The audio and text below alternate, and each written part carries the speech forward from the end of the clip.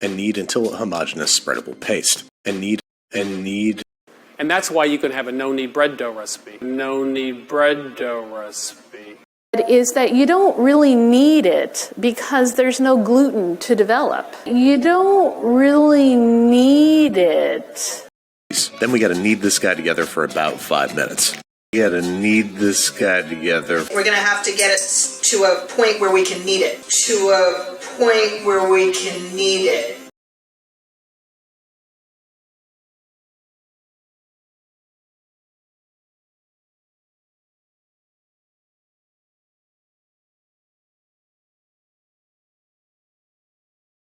Ooh, she getting.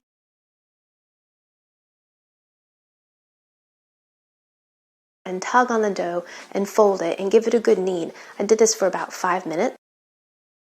1 hour since I rested my dough, and now we are going to knead it.